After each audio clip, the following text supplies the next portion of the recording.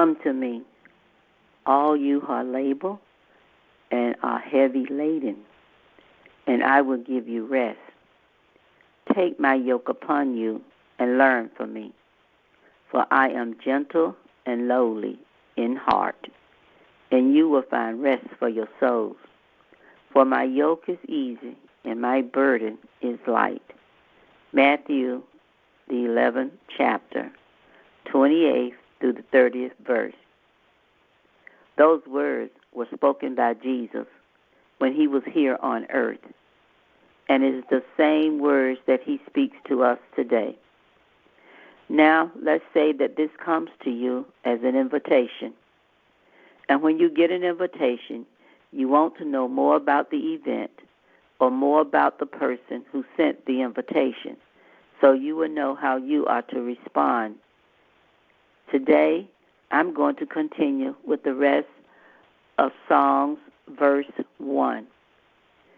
And we will talk about the Most High, the Almighty, the secret place or the shelter, and abiding in the shadow. This secret place belongs to God. He is the Most High, and he is the Almighty. He's also the all-sufficient one. He is the provider. He is your banner. He is your healer. He is faithful. He's always watching over you. He is your strength. He's your rock. He even referred to himself as, I am that I am. So if this place belongs to God, then it is good for us to be able to go there, to dwell there, to live there. And the place is secret. The place is hidden from the world. And unless you accept Christ as your Savior, you won't be able to be in that secret place. Everything is taken care of there. And as we said in a previous recording, there are benefits associated with you being there. Moses, Abraham, Isaac, Jacob, David, Paul, all the disciples knew the importance of dwelling in this secret place. But the main benefit from verse 1 of dwelling in the secret place is that you'll get to abide in the shadow of the Almighty. His shadow.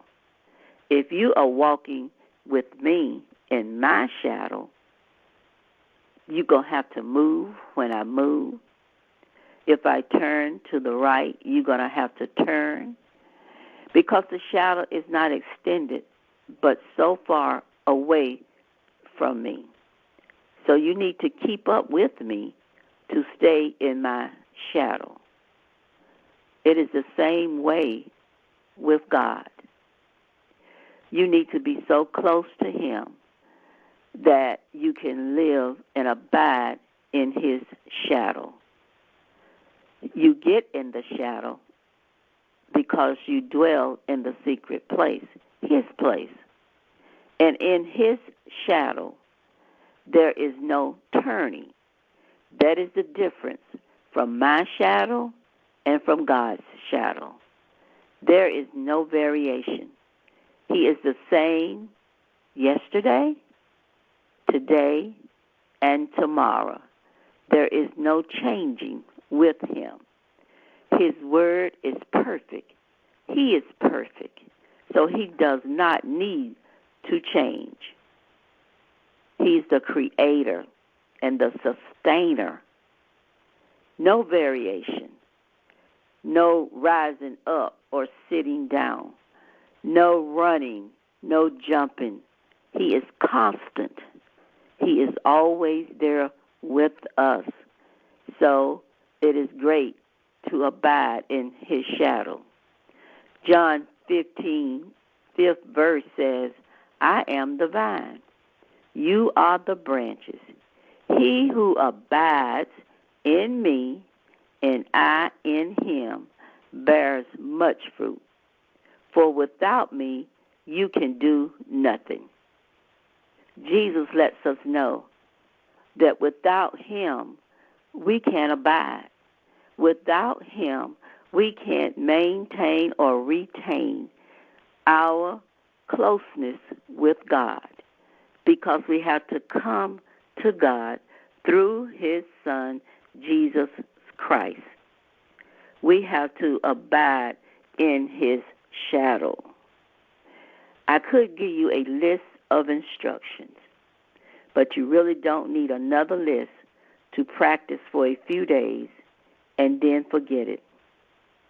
So the seed of grace that I will leave with you today is not a long word, it's not a list, but it's simply a commandment. And that commandment is what was given at the beginning of this discussion. It is come to Jesus. He says those that work and is heavy laden, he's going to give you rest, because you are able to rest when you come to him. You are able to be there with him because he is there. He gives you an invitation to come and abide. Come and stay with him. He tells us that it's not easy. It's not heavy, that it is easy. But if you are in the world, working according to the way the world would have you work to stay in that shadow, then you will become burdened. But this burden that Christ asks you to take upon you, is light. So your seed of grace that I will leave with you today is simple. His word is his shadow. If you abide in him, which is his word, then you're going to abide in his shadow. Read your word every day. Stay close to God through Jesus Christ. If you have not accepted him as your Savior, this is the day that you can do it.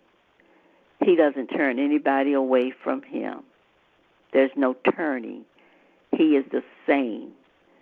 Abide in his word, then you are able to abide in his shadow. God bless you. I love you. And abide in his shadow.